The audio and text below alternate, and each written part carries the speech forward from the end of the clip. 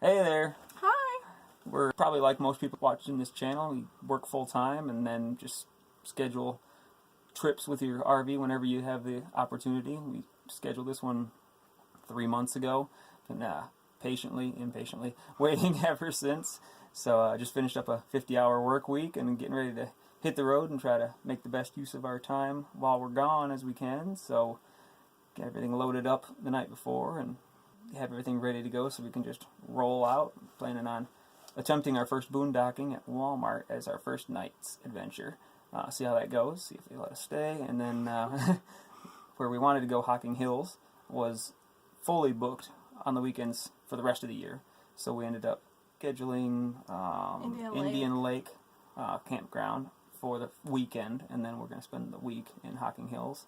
We'll get a little bit of different variety there. We're going to go to the Ohio Caverns. Yeah, the Ohio Caverns while we're at Indian Lake, and then we're going to do the hiking. There's I think seven different areas. Yeah, 7 trail areas at Hocking Hills, so we'll try to hit all those up and then show you guys how it goes.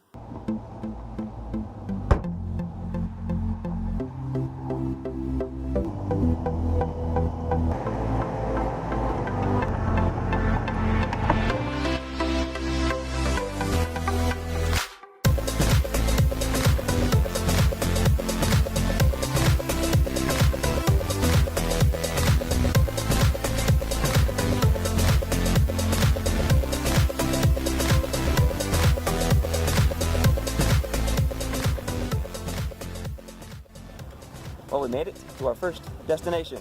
We're going to attempt Walmart parking.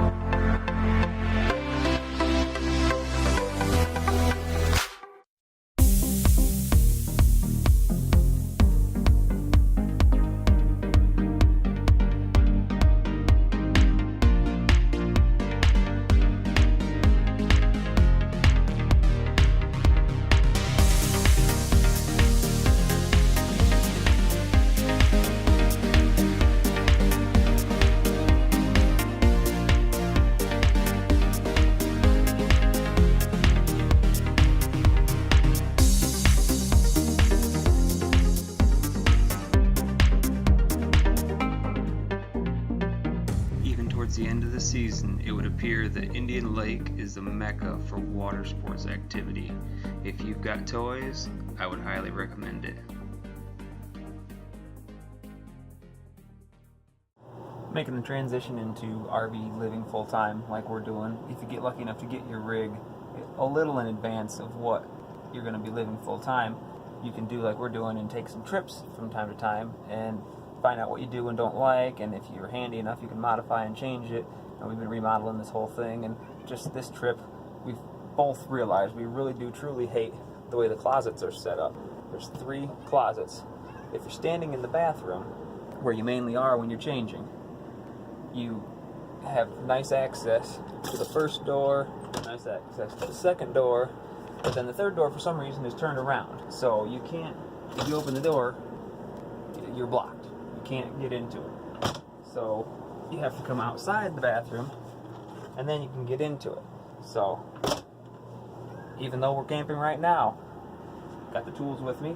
I'm going to take this door off, flip it around, and then we'll have the door aiming the other direction. Having not lived in this, we wouldn't have realized how much of a pain in the butt it was. So it's nice to have a little bit of time to work on things as you're saving money and trying to save up to be able to leave. I got some guests that are trying to be helpful, but they're really just making noise. I'm going to get down to it and flip this door around.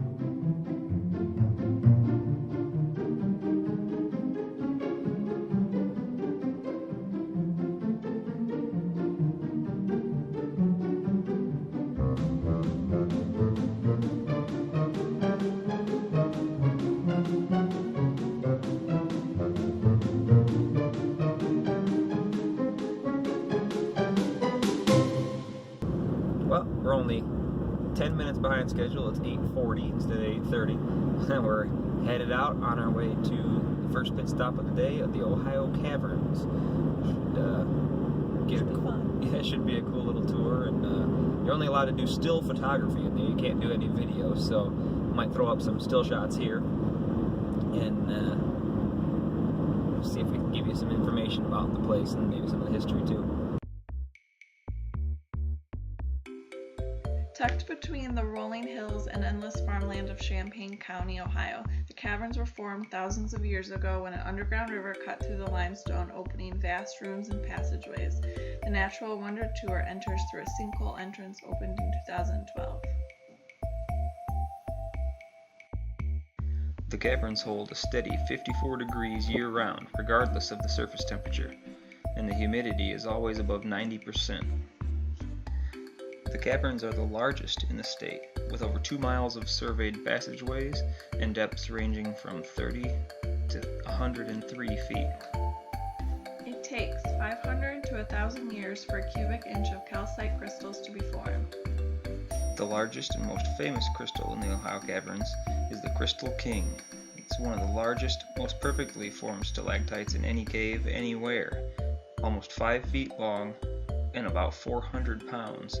It's estimated to be over 200,000 years old, and it drips once every 7 to 8 minutes. The caverns have a wide variety of colors, from blue to orange to bright white. There are also reddish-black iron oxide formations. There are some unique dual formations that are combinations of iron oxide and calcium crystals that are quite rare, unseen in most caves, but fairly plentiful in the Ohio Caverns. The big rooms cover about a half acre and are packed with an array of crystal formations. People come from around the world to visit this 35-acre park with its many amenities, but mostly they come to enjoy the natural beauty that lies underground at the Ohio Caverns.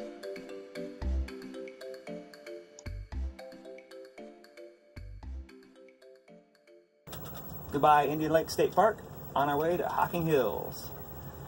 A little gloomy today, so it'll be a good day to drive. Won't have a bunch of sun in the eyes. And we're off.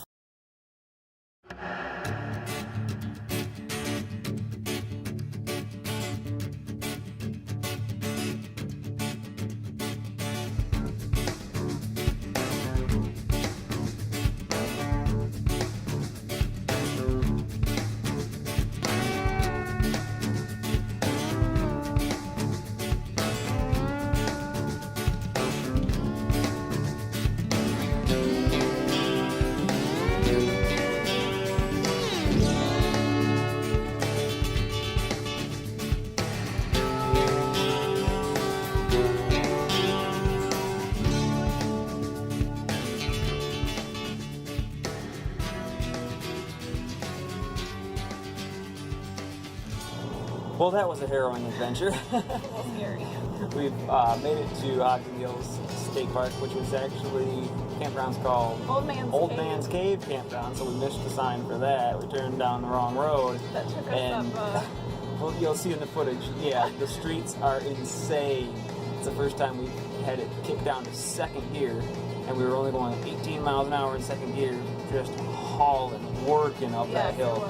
So we ended up passing the campground, went the wrong direction, horribly tight, crazy inclined roads, and then realized there was nowhere to turn around anywhere nearby.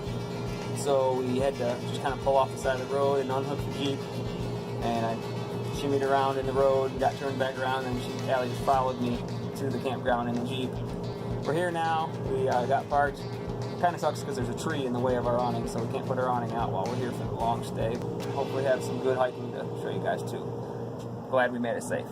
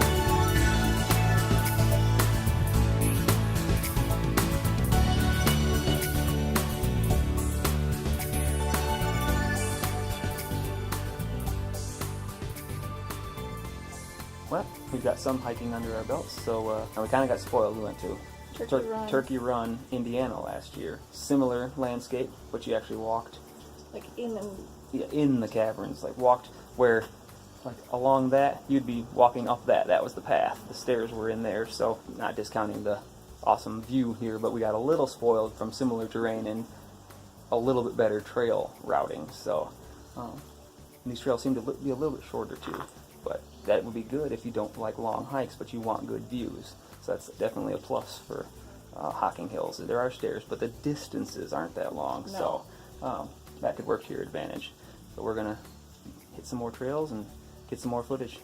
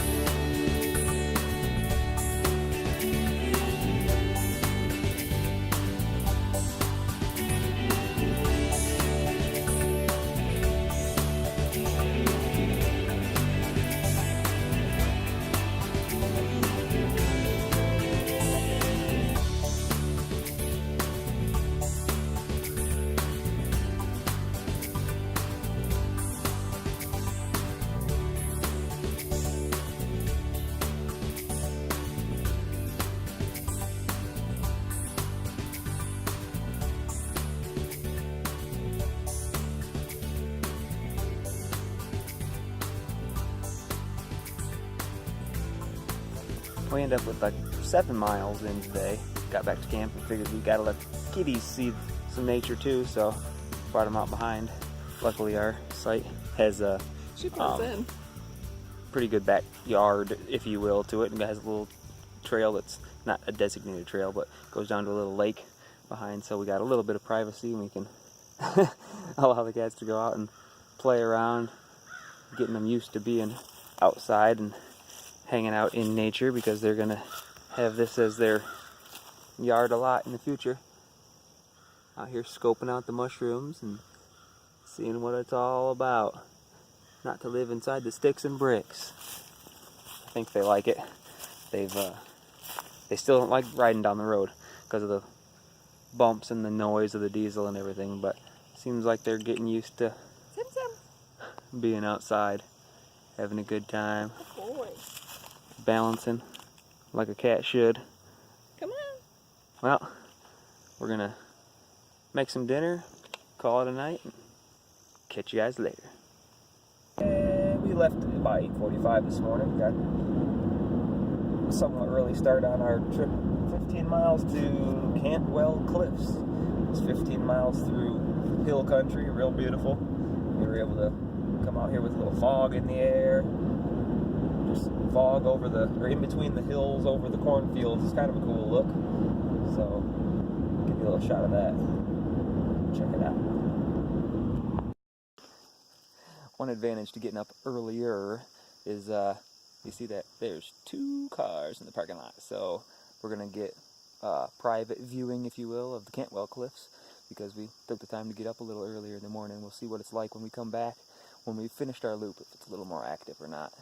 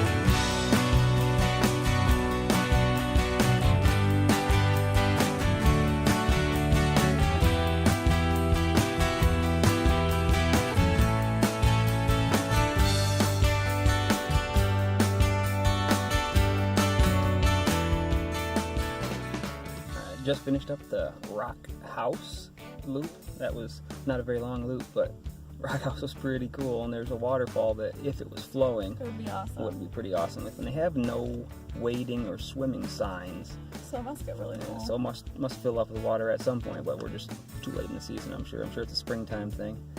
But we're gonna make one last stop today at where? Ash Cave. Ash Cave. Hit it.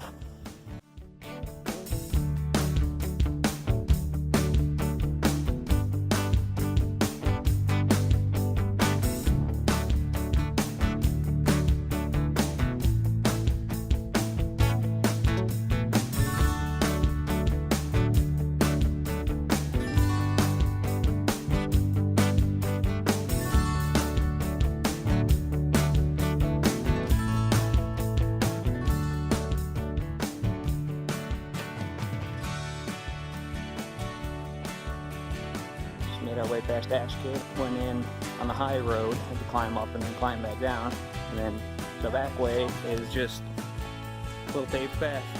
Pretty convenient. So if you have handicapped people with you or you just aren't good at walking too much, you could get down to the cave and view it with a paved path almost the entire way. There's just a little section that's not horrible at all, that isn't paved. See about one more spot? Yep. One more spot today.